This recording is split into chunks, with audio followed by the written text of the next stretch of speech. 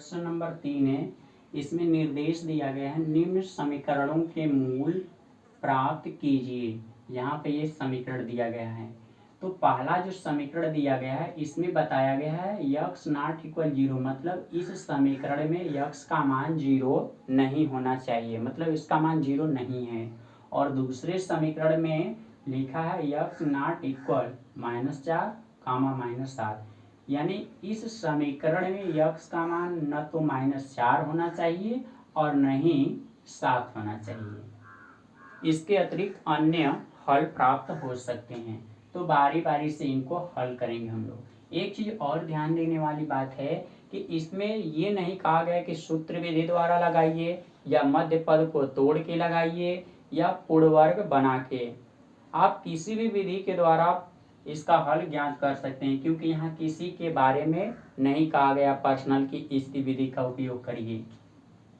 जब हम पहले क्वेश्चन को हल करेंगे तो यहाँ पर लिखेंगे यक्स -1/x बराबर 3। सबसे पहले आप लघुत्तम लिखेंगे यक्स का गुणा जब यक्स में करेंगे तो यक्स स्क्वायर हो जाएगा और माइनस में 1 बराबर 3। जो बटा में यक्स है इसको दूसरी साइड में भेजेंगे तो गुणा हो जाएगा, यानी 3x इधर होगा। और 3x को दूसरी साइड में लाइए, यक्स स्क्वायर -3x -1 बराबर 0 हो जाएगा। अब इस समीकरण को यदि आप सूत्र की सहायता से हल करना चाह रहे हैं तब आपको ए बी सी की आवश्यकता होगी। तो ए बी सी का मान निकालने के लिए आपको ax² plus bx plus c बराबर 0 से तुलना करना होगा। लिखेंगे से तुलना करने पर जब तुलना करेंगे तो a बराबर 1, b बराबर -3, c बराबर -1 प्राप्त होगा। इसके बाद फार्मूला लिखेंगे x बराबर -b प्लस माइनस करड़ी में b² -4ac बटे के नीचे 2a, माइनस चिन्ह रहेगा। b का मान देखें यहाँ पर माइनस में 3 है, आप -3 लिखेंगे प्लस माइनस करड़ी में -3 का होल स्क्वायर, क्योंकि b का मान -3 है, -4 इंटू a का मान 1 है, c का मान -1 है, सभी के बटे में 2a का मान 1 प्राप्त हुआ है। यहाँ पर यक्स बराबर देखिए माइनस माइनस का गुणा करेंगे तो प्लस हो जाएगा, प्लस माइनस -3 का वर्ग प्लस 9 हो जाएगा, माइनस माइनस प्लस, यहाँ पर 4 प्राप्त हुआ और बटे के नीचे 2, इसलिए यक्स बराबर 3 प्लस माइनस करड़ी में 13, क्योंकि 9 में 4 जोड़ेंगे तो इतना ही प्राप्त होगा, बटे के नीचे 2। तो आप इस तरह से भी आंसर को लिख सकते हैं या करके। देखिए यक्स के दो मान यहाँ पर हैं, एक तो लिखा जाएगा 3 प्लस करड़ी में 13 बटे के 2, दूसरा लिखा जाएगा 3 माइनस करड़ी में 13 बटे के 2। तो चाहे इस प्रकार से आंसर दिया या तो इस तरह से दिया गया होगा। जब हम दूसरे भाग को हल करेंगे तो सबसे पहले हर का लघुत्तम रखा जाएगा। तो यक्स प्लस 4 इंटू यक्स -7 यहाँ पर लघुत्तम के रूप में लिखे गए हैं। इनका क्रॉस गुणा होगा, यक्स -7 का गुणा जब 1 में करेंगे तो यक्स -7, बीच में माइनस चिन्ह है, यक्स प्लस 4 का गुणा 1 में करेंगे तो यक्स प्लस 4 बराबर है 11 बटे के 30। अब अंश को हल कर रहे हैं, यक्स -7 जैसे ही ब्रैकेट को हटाएंगे, इसके पहले माइनस चिन्ह था इसलिए ब्रैकेट के अंदर वाले जितने भी चिन्ह होंगे सब बदल जाएंगे, -यक्स -4 हो जाएगा। यक्स का गुणा जब यक्स में करेंगे तो यक्स स्क्वायर, यक्स का गुणा -7 में करेंगे तो -7 प्लस 4 का गुणा जब यक्स में करेंगे तो +4 यक्स, और +4 का गुणा -7 में करेंगे तो -28 बराबर 11 बटे के 30 प्राप्त होगा। ये -यक्स और +यक्स कैंसिल हो जाएंगे, -7 और -4 जोड़ेंगे तो -11 बटे के नीचे यक्स स्क्वायर -7 यक्स है और यहाँ पर प्लस में 4 यक्स है। जब दोनों को आपस में जोड़ेंगे तो माइनस में 3x प्राप्त होगा और माइनस में यहाँ 28 बराबर 11/30। देखिए दोनों साइड में हर के स्थान पे 11 है तो 11 से 11 कैंसिल हो जाएगा। अब इधर बचेगा -1 बटे के नीचे x square minus 3x minus 28 बराबर 1/30। अब इनका क्रॉस गुणा कर दीजिए। -1 में जब 30 का गुणा करेंगे तो यहाँ पर -30 प्राप्त होगा और इस पूरे ब्रैकेट का गुणा जब 1 में करेंगे तो यही ब्रैकेट वहाँ पर लिखा जाएगा। ऐसे लिख देंगे। ये जो -30 है इसको दूसरी साइड में भेज दीजिए, तब इस साइड में अब 0 हो जाएगा। x square minus 3x minus 28 plus 30 हो जाएगा। या करके आप इसको लिखेंगे x स्क्वायर माइनस 3x, 30 में से ये माइनस जो 28 है इन दोनों को आप हल करेंगे तो प्लस में 2 प्राप्त होगा और बराबर 0, यानी दाएं साइड वाले सभी भाग को बाएं साइड में लिख दिया गया और बाएं साइड वाले को दाएं साइड में। यहाँ देखिए 1 है, 1 का गुणा जब 2 में करेंगे तो 2 एकम 2 होगा। इस बार हम मध्य पद को तोड़ के हल करेंगे, आप चाहेंगे तो सूत्र विधि से भी हल करेंगे तो वही आंसर आएगा। तो यहाँ देखिए 1 का गुणा जब 2 में करेंगे तो 2 होगा और 2 में ही 1 जोड़ेंगे तो 3 प्राप्त हो जाएगा। इसलिए लिखेंगे x square minus 2x minus x plus 2 बराबर 0। 2 का ऐसे जोड़ा बना दीजिए। पहले वाले में से आप x कॉमन करेंगे तो यहाँ x माइनस 2 प्राप्त होगा और दूसरे वाले में से आप -1 कॉमन करेंगे तो -1 से -x में भागा देने पर +x हो जाएगा और -1 का भागा +2 में देंगे तो -2 प्राप्त होगा बराबर 0। पहला ब्रैकेट और दूसरा ब्रैकेट दोनों एक जैसे हैं, इनको आप कॉमन कर लीजिए। x माइनस 2 कॉमन हो गया तो इसी से यहाँ पर भागा देने पर x प्राप्त होगा और इससे जब दूसरे वाले भाग में भागा देंगे तो ये कैंसिल हो जाएगा और -1 प्राप्त होगा बराबर 0। तो यहाँ 2 ब्रैकेटों का गुणनफल 0 है, इसका मतलब कि कोई ना कोई ब्रैकेट का मान जरूर 0 होगा इसमें। तो यहाँ पर मानेंगे बारी बारी से। यदि x माइनस 2 बराबर 0 तब x बराबर 2 प्राप्त होगा। फिर इसी तरह से यहाँ यदि x माइनस 1 बराबर 0 तब x बराबर 1। इसका मतलब है इस समीकरण के 2 हल प्राप्त हो रहे हैं, एक तो +1 है और दूसरा +2 प्राप्त हो रहा है। आप इसे पूर्ण वर्ग बना के भी लगा सकते हैं, सूत्र के द्वारा भी लगा सकते हैं और ये जिस तरह से मैं लगाया मध्य पद को तोड़कर भी हल कर सकते हैं। क्वेश्चन नंबर 4 है। इसमें कहा गया 3 वर्ष पूर्व रहमान की आयु, जो कि यहाँ वर्ष में लिखी गई है, का व्युत्क्रम और अब से 5 वर्ष पश्चात आयु के व्युत्क्रम का योग 1/3 है। रहमान की वर्तमान आयु ज्ञात कीजिए। तो सबसे पहले जब क्वेश्चन को हम लोग लगाना स्टार्ट करेंगे तो रहमान की ही आयु मानेंगे और वो भी वर्तमान आयु मानी जाएगी। यहाँ पर देखिए माना गया है, माना रहमान के वर्तमान आयु x वर्ष है। तो देखिए शर्त क्या है, 3 वर्ष पूर्व और 5 वर्ष पश्चात। तो आप ये भी जानते हैं कि किसी की वर्तमान उम्र यदि मालूम हो तो जितने वर्ष पहले कहेगा उतना उसमें से घटा देंगे तो उतना वर्ष पहले की उम्र मालूम हो जाती है। यहीं पर कह दिया जाए कि इतने वर्ष के बाद उम्र बताइए तो जितने वर्ष के बाद पूछेगा उतना उसमें जोड़ दिया जाता है, परंतु ये सभी चीज़ें जोड़ी या घटाई जाती हैं तो वर्तमान उम्र में ही। तो देखिए यहाँ 3 वर्ष पूर्व जो उम्र थी उसका भी व्युत्क्रम और 5 वर्ष बाद जो उम्र थी उसका भी व्युत्क्रम करके जब जोड़ेंगे तो उसका हल 1/3 के बराबर लिखा जाएगा। तो सबसे पहले ये पता करिए कि 3 वर्ष पहले रहमान की उम्र कितनी थी। तो पहले के लिए उतना वर्तमान में से घटाएंगे तो देखिए इस समय x है तो 3 वर्ष पहले x माइनस 3 था। अब इसका व्युत्क्रम करेंगे तो 1/x माइनस 3। देखिए ये 3 वर्ष पहले की उम्र का व्युत्क्रम हो गया। अब यहीं पर 5 वर्ष के बाद की उम्र जब ज्ञात करना होगा तो बाद के लिए उतना उसमें जोड़ते हैं। अब इसका जब व्युत्क्रम करेंगे तो 1/x प्लस 5 हो जाएगा। तो देखिए ये 3 वर्ष पूर्व की उम्र का व्युत्क्रम है, ये 5 वर्ष पश्चात की जो उम्र है उसका व्युत्क्रम है। अब इन दोनों को जोड़ेंगे तो उत्तर 1/3 के बराबर होगा। तो यहाँ लिखा गया है प्रश्नानुसार, प्रश्न के अनुसार अब इन दोनों को जोड़ा जाएगा। 1/3 - 3 + 1/3 + 5। अब इन दोनों का योग जो है 1/3 है। तो सबसे पहले हर का लघुत्तम रखिए आप, x - 3 × x + 5 ऐसे क्रॉस गुणा होगा। तो यहाँ पर x + 5 बीच में प्लस चिन्ह है, x - 3 का भी गुणा हो रहा है, x - 3 यहाँ हो गया, बराबर 1/3 है। यक्स में यक्स को जब जोड़ेंगे तो 2x प्राप्त होगा। 5 में से 3 को घटाना है, यहाँ पर 2 प्राप्त होगा।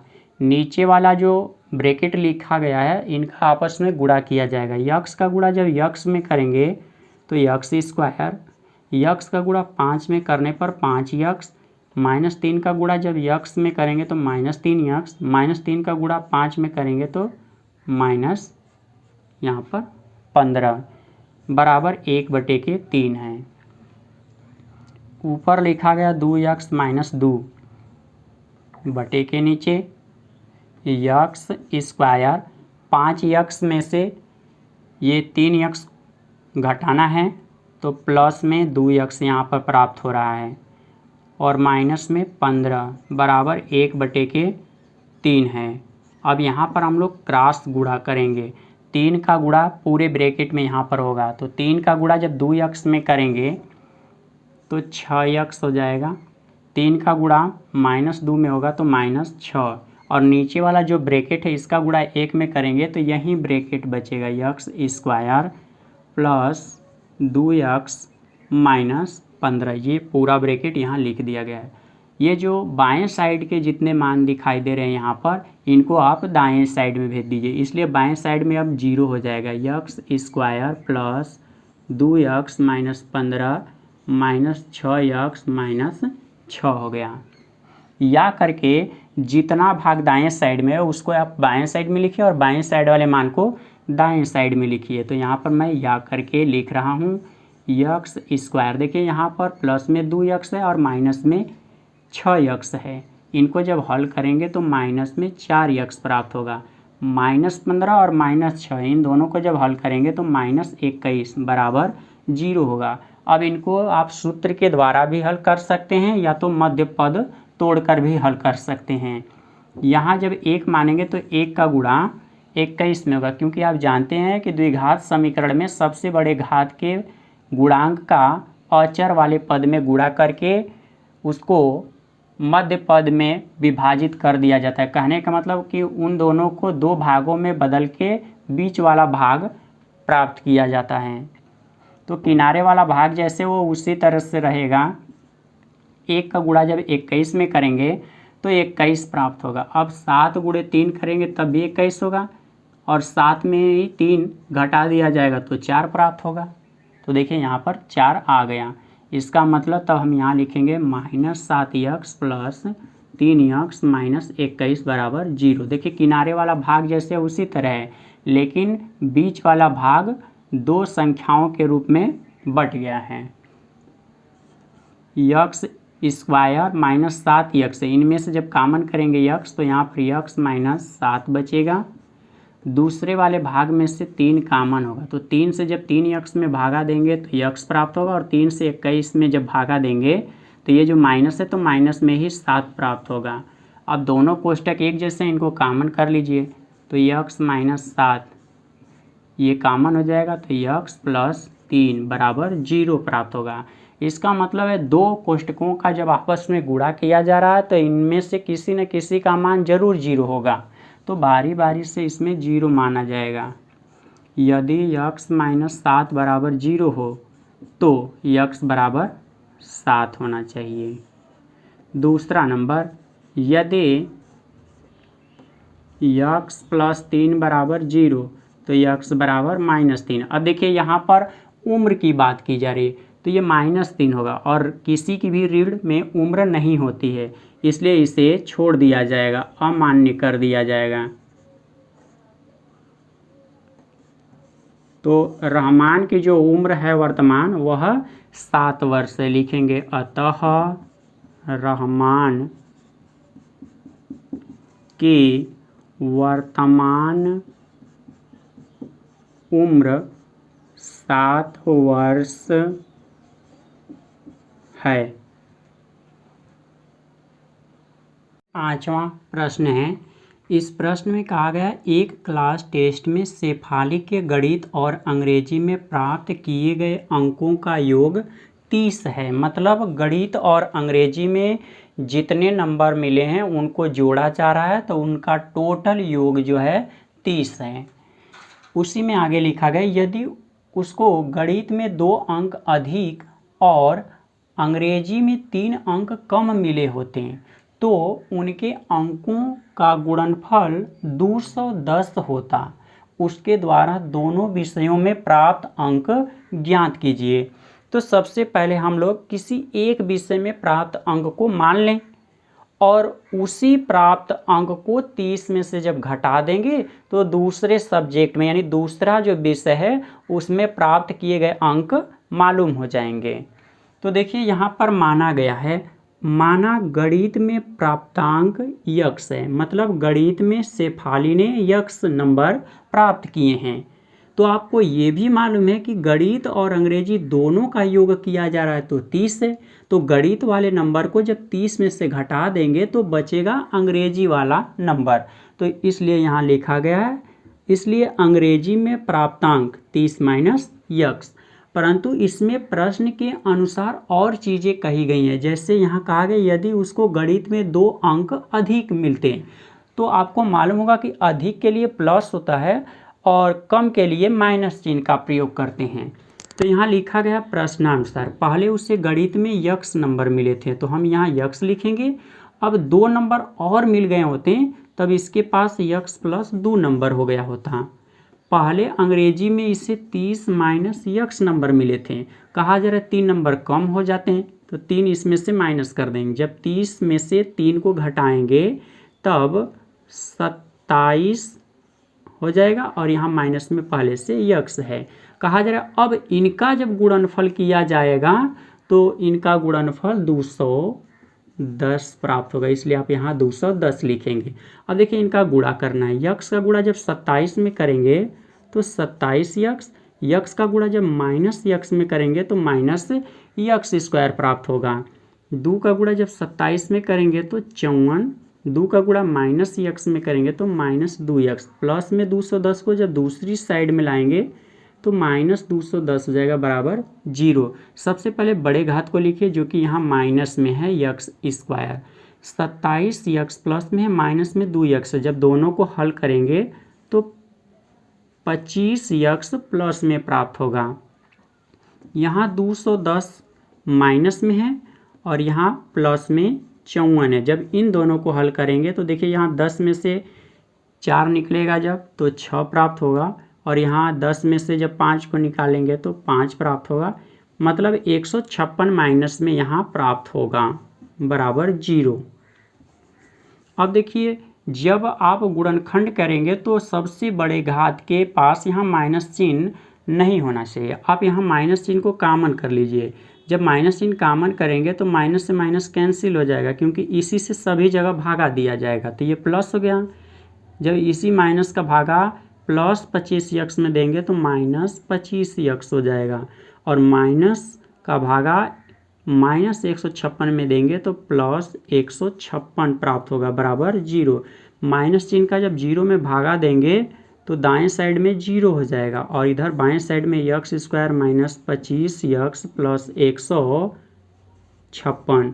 यहाँ आप 1 मानेंगे, 1 का गुणा जब 156 में करेंगे तो 156 प्राप्त होगा। अब इसका अभाज्य गुणनखंड करना है तो 2 7 14, 2 8 16 हो जाएगा। फिर 2 से विभाजित करेंगे, 2 3 6, 2 9 18। फिर 3 से विभाजित करेंगे, 3 एकम 3, 3 तिली के 9, फिर 3 से विभाजित कर दीजिए। देखिए 2 दूनी के 4, 4 3 12, 12 का गुणा जब 13 में करेंगे तो 156 प्राप्त होगा और 12 में जब 13 को जोड़ेंगे तब उस समय 25 प्राप्त हो जाएगा। परंतु यहाँ माइनस में 25 लाना है तो दोनों को माइनस में ही हम लोग जोड़ेंगे। लिखेंगे x square -12x -13x plus 156 बराबर 0। इस तरह से दो दो का हम जोड़ा बनाएंगे। पहले वाले भाग में से यक्स कॉमन किया जाएगा, यक्स से भागा जब यक्स स्क्वायर में दिया जाएगा तो यहाँ यक्स प्राप्त होगा, और इसी यक्स का भागा -12x में देंगे तो यहाँ पर -12 प्राप्त होगा। पहले ब्रैकेट में यक्स प्लस में है, इसलिए यहाँ से कुछ भी कॉमन करिए तो पहले ब्रैकेट के जैसा ही दूसरे ब्रैकेट में यक्स प्लस में होना चाहिए। तो देखिए यहाँ यक्स का गुणांक कुछ नहीं है, इसका मतलब -13 यहाँ से निकालना पड़ेगा। तो -13 से जब -13 यक्स में भागा देंगे तो यहाँ पर प्लस यक्स बचेगा। -13 का भागा प्लस 156 में देंगे तो -12 प्राप्त होगा बराबर 0। पहला ब्रैकेट और दूसरा ब्रैकेट एक जैसे हैं, आप इनको कॉमन कर लेंगे तो लिखेंगे यक्स -12। जब इसको आप कॉमन करेंगे तो यहाँ पर बचेगा यक्स, जिसको आप अगले ब्रैकेट में लिखेंगे, और यक्स -12 से जब यहाँ पर भागा देंगे तो ये -13 प्राप्त हुआ बराबर 0। देखिए दो कोष्टकों का आपस में गुणा करने पर गुणनफल 0 है, इसका मतलब इसमें से किसी न किसी ब्रैकेट का मान जरूर 0 होगा। तो अब बारी बारी से दोनों के बराबर 0 माना जाएगा, तो लिखेंगे यदि यक्स -12 बराबर 0 तब यक्स बराबर 12। दूसरा, यदि यक्स -13 बराबर 0 तब यक्स बराबर 13। देखिए यक्स का मान 2 यहाँ प्राप्त हो रहे हैं, एक तो 12 है और दूसरा 13।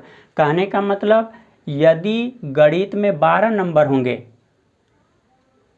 तब इसी 12 को 30 में से घटाएंगे तो अंग्रेजी का प्राप्तांक होगा। फिर दूसरी स्थिति में जब गणित में 13 नंबर पाएगा तब इसी को 30 में से घटाएंगे तो अंग्रेजी का प्राप्तांक होगा। तो यहाँ लिखेंगे स्थितियाँ।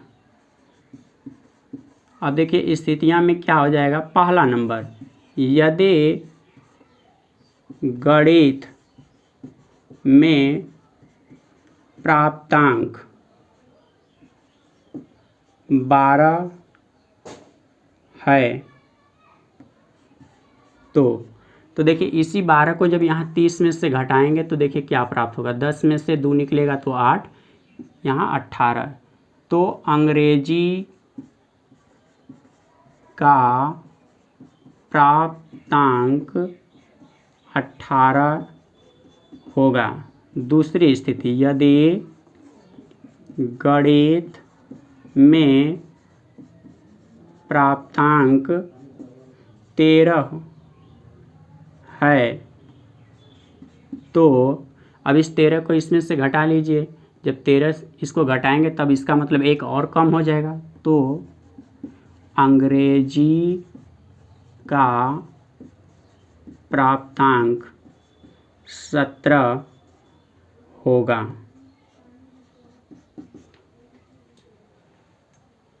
छठवां भाग है। प्रश्न में कहा गया है एक आयताकार खेत का विकर्ण उसकी छोटी भुजा से 60 मीटर अधिक लंबा है। यदि बड़ी भुजा छोटी भुजा से 30 मीटर अधिक हो तो खेत की भुजाएं ज्ञात कीजिए। तो जो आयताकार खेत या भूखंड होता है उसका विकर्ण कर्ण को ही कहा जाता है। देखिए ये आयत है ABCD, हमने इसके शीर्षों के निर्देशांकों को इस प्रकार से व्यवस्थित किया है।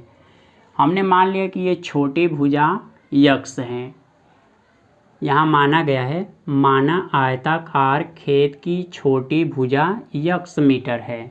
तब आप जानते हैं कि इसका विकर्ण जो है छोटी भुजा से 60 मीटर अधिक है, इसलिए देखिए यहाँ लिखा गया है विकर्ण यक्स प्लस 60।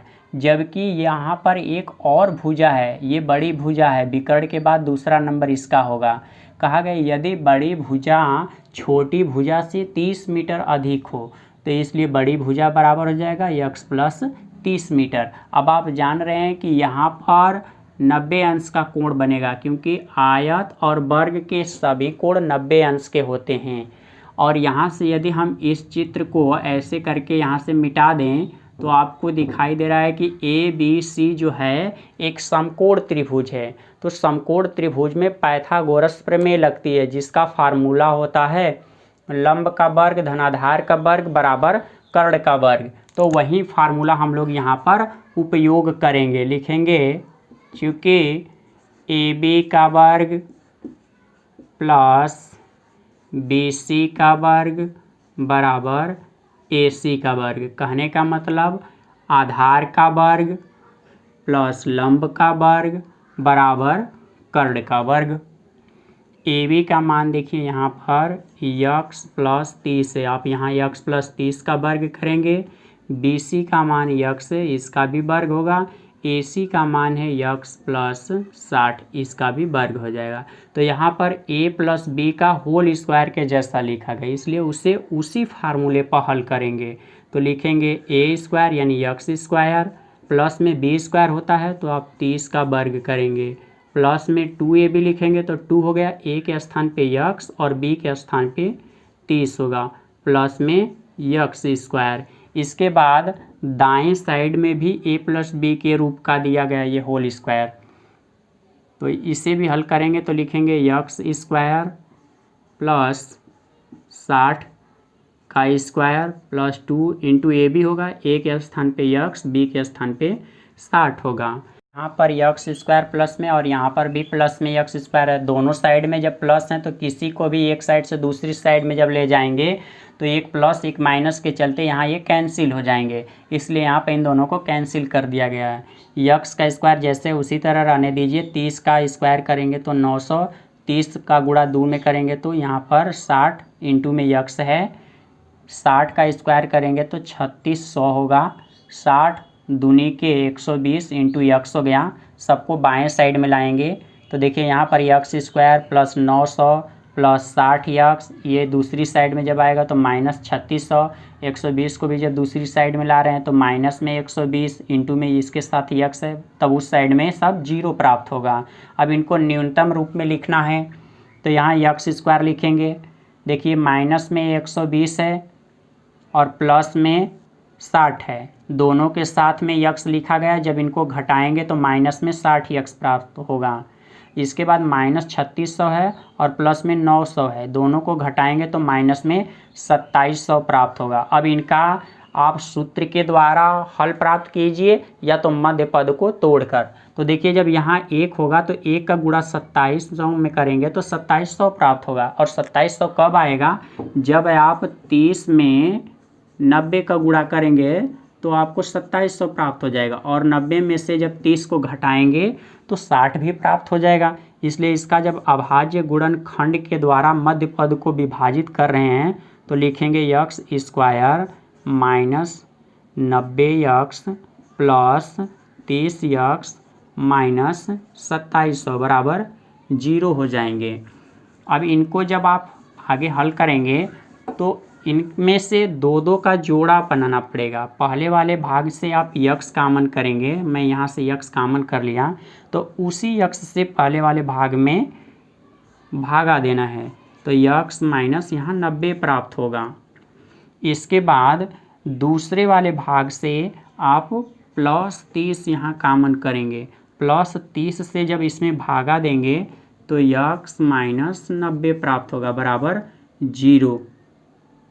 दोनों कोष्टक जो देख रहे हैं उभयनिष्ठ हैं, इसलिए इनको हम लोग बाहर निकाल लेंगे और इसी से दोनों स्थान पे भागा देंगे। जब पहले वाले स्थान पे भागा देंगे तो यक्स प्राप्त होगा और दूसरे वाले पर भागा देंगे तो यहाँ प्लस में 30। अब दो कोष्टकों का गुणनफल 0 है, इसका मतलब किसी न किसी ब्रैकेट का मान जरूर 0 होगा। देखिए एक चीज़ और, यक्स प्लस 30 बराबर जब 0 मानेंगे तो यक्स का मान माइनस में आएगा, और आप जानते हैं कि कोई भी भुजा ऋणात्मक नहीं होगी। यदि आप यक्स माइनस 90 बराबर 0 मानते हैं तो यक्स बराबर 90, इसका मतलब कि ये प्लस में आ रहा है, इसलिए हम इसी की तुलना करेंगे। लिखेंगे यदि यक्स माइनस 90 बराबर 0 तब यक्स बराबर हो जाएगा 90, यानी सबसे छोटी भुजा जो थी वो 90 मीटर थी। इसके बाद इससे बड़ी भुजा, तो लिखेंगे बड़ी भुजा बराबर क्या है फार्मूला, तो देखिए यहाँ यक्स प्लस 30 है तो आप लिखेंगे यक्स, और यक्स का मान आप देख रहे हैं कि 90 है और प्लस में 30 इसमें जोड़ देंगे तो 120 मीटर जो होगी वो बड़ी भुजा है। इसके बाद विकर्ण, यानी इसका विकर्ण जो है छोटी भुजा से बताया गया है 60 अधिक है, तो छोटी भुजा का मान 90 है, इसमें 60 जोड़ दीजिए तो 150 मीटर लंबा इसका विकर्ण था।